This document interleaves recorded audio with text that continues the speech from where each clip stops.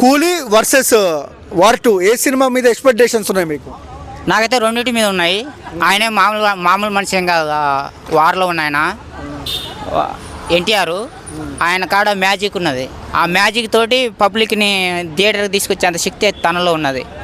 ఆయన యాక్టింగ్ కానీ, ఆయన డైలాగ్ కానీ, ముఖ్యంగా ఆయన డ్యాన్స్ అంటే పిచ్చిగా పడి చచ్చిపోతారు పబ్లిక్ అట్లా. సో అంటే వార్ 2 తీసేది యశ్రాజ్ ఫిల్మ్, ఒక నిమిషం, వార్ 2 తీసేది యశ్రాజ్ ఫిల్మ్స్ వాళ్ళు.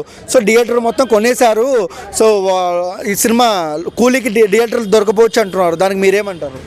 అట్లేముండదు, కంపల్సరీ దొరుకుతాయి అన్న. ఎందుకంటే కూలీ సినిమా అంటే పేరుకే కూలీ, కానీ అందులో మొత్తం అగ్ర నాయకులు ఉన్నారు, అగ్ర హీరోలు ఉన్నారు, మామూలు వ్యక్తి కాదు.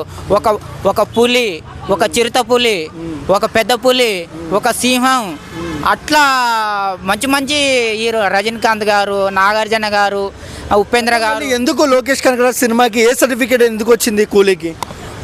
చిన్నపిల్లలు కూడా చూడలేరు కదా. అంటే దాన్ని, ఆ సినిమాని బట్టి, ఆ స్టోరీని బట్టి, ఆ కథ డిమాండ్ చేసిన దాన్ని బట్టి, వాళ్ళు తీసిన దాన్ని బట్టి